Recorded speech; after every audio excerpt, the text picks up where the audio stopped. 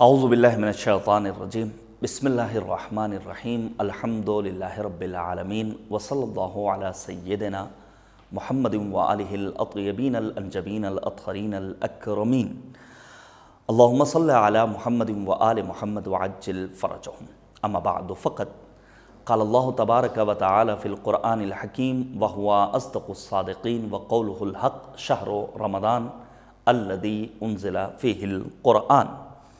ناظرین گرامی السلام علیکم ورحمۃ اللہ وبرکاتہ۔ عنوان گفتگو ہے ماہ مبارک رمضان اور سیرت علماء۔ انشاءاللہ ان چند دنوں میں بعض علماء کرام کی روش زندگانی کے سلسلے میں گفتگو پیش کرنے کی سعادت حاصل کروں گا کہ ماہ مبارک رمضان میں ان کا طریقہ کار کیا رہتا تھا۔ اولاً ماہ مبارک رمضان کی فضیلت کے لیے نبی اعظم کا ایک فرمان پیش کروں۔ پیغمبر فرماتے ہیں لو یعلم العبد ما فی رمضان لود ان یکون رمضان السنہ۔ اگر ایک بندے پروردگار کو ماہ رمضان کی فضیلتوں کا علم ہو جائے تو اس کی یہی تمنا ہوگی کاش پورے سال ماہ رمضان ہی رہتا۔ یوں تو ہے ہر ماہ کی اسلام میں عظمت ہے، سب سے زیادہ ماہ رمضان کی فضیلت اس ماہ میں چھا جاتی ہے۔ اللہ کی رحمت، مسجد میں جماعت ہو تو مٹ جاتی ہے نفرت۔ جس طرح قرآن میں یاسین آیا ہے اس طرح مہینوں میں یہ ماہ رمضان ہے۔ ماہ مبارک رمضان بہرحال تقرب الی اللہ کی منزلوں کو حاصل کرنے کا بہترین موقع۔ یہ وہ مہینہ ہے جس میں دعائیں مستجاب ہوتی ہیں۔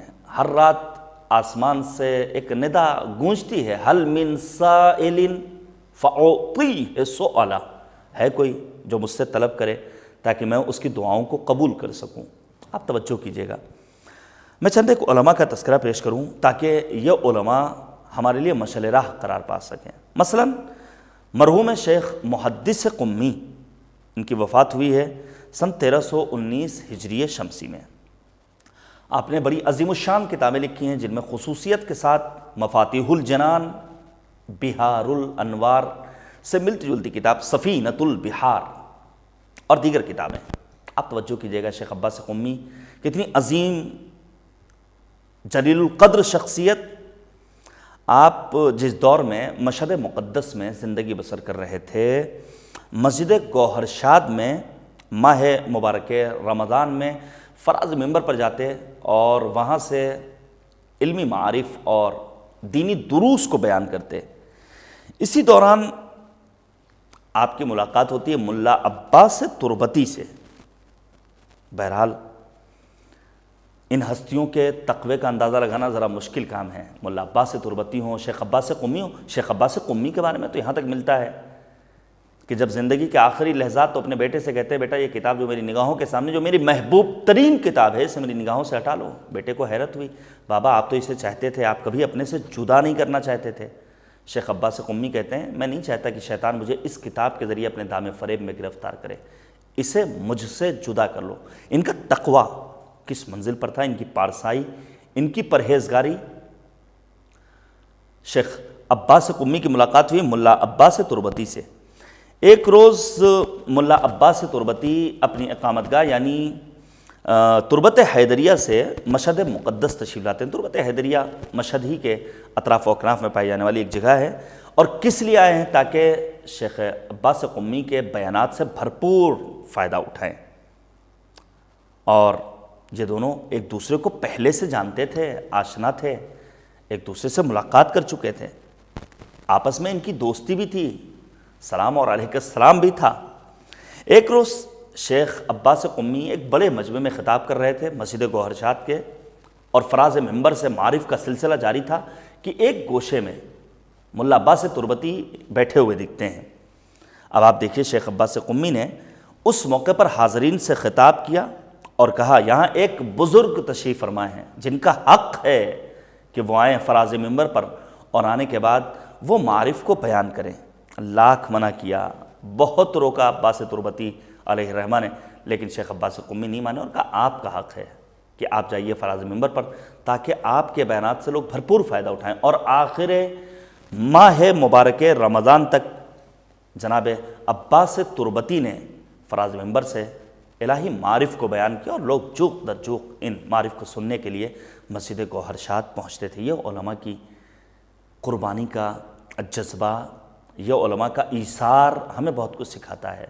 یہاں نام و نمود، شہرت، عزت طلبی، تظاہر، لوگوں کی نگاہوں میں اچھا بننا، یہ سب معیار نہیں ہے، بلکہ معیار تقرب الی اللہ اور رضا پروردگار کا حصول۔ اور آگے بڑھیے، مرحوم علامہ طباطبائی صاحب تفسیر المیزان، بڑی عظیم شخصیت، بڑی جلیل القدر شخصیت، ان کا شیوا تھا ماہ مبارک رمضان کی راتوں میں علامہ طباطبائی مسلسل بیدار رہتے تھے، تفسیر قرآن مجید کا درس دیتے تھے، پھر کچھ دیر مطالعہ کرتے تھے، اور جو وقت بچتا تھا اس وقت کو خدا کی بارگاہ میں دعا و مناجات اور تلاوت قرآن میں بسر کرتے، نماز میں، اذکار میں اپنے آپ کو مصروف رکھتے۔ علامہ طباطبائی کی عادت تھی کہ ہر روز، یہ بہت اہم موضوع ہے اور یہ بہت اہم مطلب ہے، علامہ طباطبائی جیسا عالم، عارف، فیلسوف ہر روز دعائے سحر اہل خانہ کے ساتھ بیٹھ کر قراءت فرماتے۔ یہ نہیں کہ ایک آدمی وہاں پڑھ رہا ہے، ایک آدمی ادھر کھڑا ہے۔ اسی لیے کہا گیا ہے کہ دعاؤں کو بالخصوص ماہ مبارک رمضان میں ایک ساتھ پڑھو، افطار ایک ساتھ کرو، عام دنوں میں دسترخوان پر ایک ساتھ بیٹھو، تاکہ گھر کا ماحول خوشنما ہو سکے۔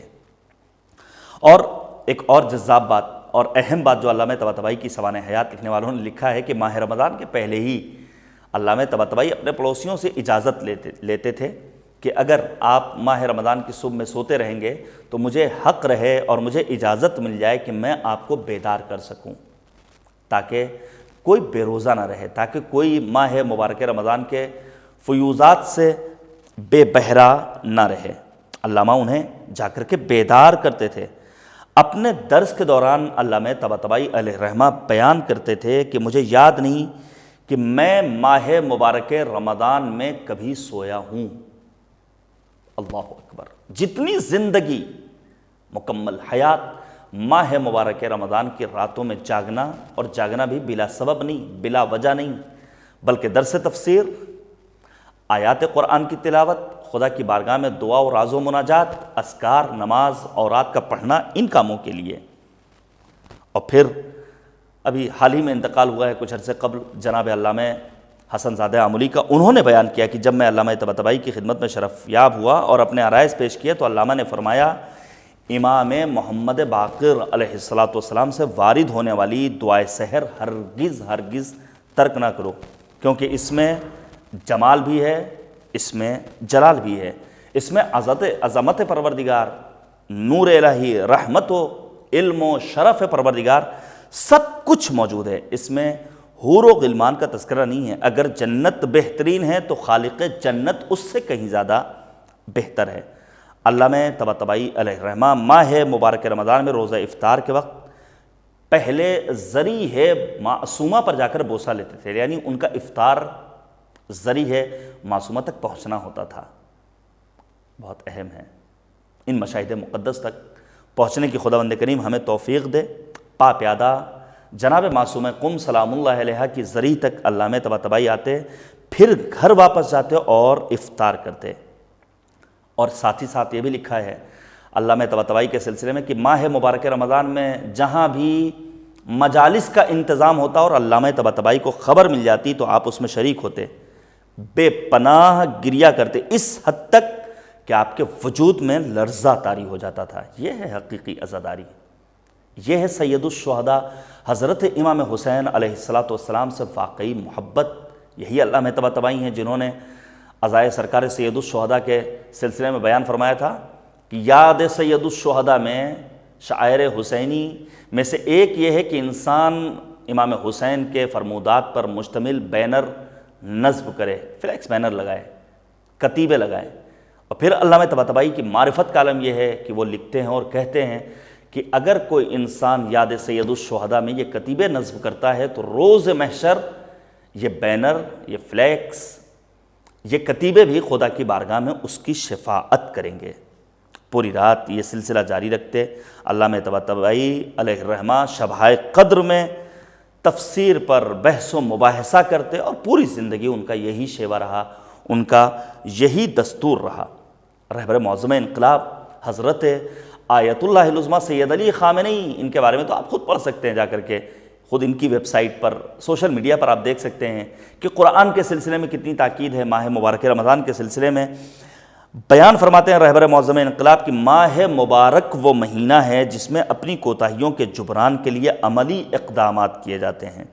اس ماہ میں خصوصیت کے ساتھ پڑھی جانے والی دعاؤں میں دعائے ابو حمزہ صومالی کا یہ فقرہ نہایت فکر انگیز ہے کہ اے میرے اللہ، میری امیدوں کا مرکز تو قرار پایا ہے، کسی اور کی پناہ گاہ کے بجائے میں نے تیری پناہ میں جانا اپنے لیے منتخب کیا ہے۔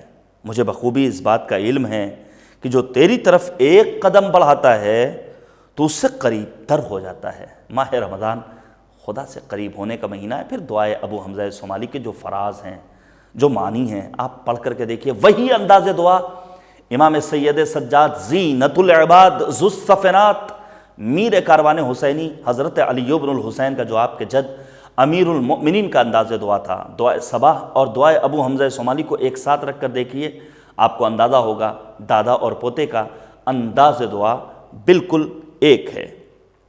استاد بزرگوار جناب شہید مرتضیٰ مطہری علیہ الرحمہ، آپ دیکھیے کیا کہتے ہیں کہ ایک ماہ مبارک رمضان ہم کوشش کریں کہ اپنے آپ کو انسان بنا لیں۔ یہ کون کہہ رہا ہے؟ فیلسوف، وہ ذات جسے معمار انقلاب امام خمینی نے اپنے فرزند سے تعبیر کیا تھا، اور پھر یہ کہتے ہیں کہ اپنے آپ کو انسان بنائیں، پھر دیکھیں کہ اس بندگی کا آپ پر کوئی اثر ہوا ہے یا نہیں۔ غور کیجئے گا، ایک ماہ کا روزہ آپ پر اثر انداز رہا ہے یا نہیں۔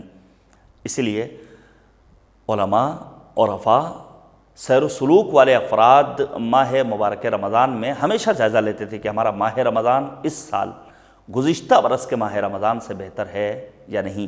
رب کریم کی بارگاہ میں یہی دعا کرتے ہیں کہ خدایا ماہ رمضان کے عظیم لمحات اور ساعات میں اپنی بندگی کی توفیق خاص نصیب فرما، چونکہ یہ وہ مہینہ ہے جس مہینے میں تیری رحمتیں برستی ہیں، تیری برکتیں بندوں کے شامل حال ہوتی ہیں۔ یہ وہ مہینہ ہے جس کے لیے معصوم فرماتے ہیں اولہ رحمہ واوسطہ مغفرہ وآخرہ عتق من النار، جس کا پہلا عشرہ رحمت پروردگار، جس کا دوسرا عشرہ مغفرت پروردگار، جس کا تیسرا عشرہ آتش جہنم سے نجات ہے۔ معبود ہم سب کو آتش جہنم سے نجات مرحمت فرما۔ خدا حافظ۔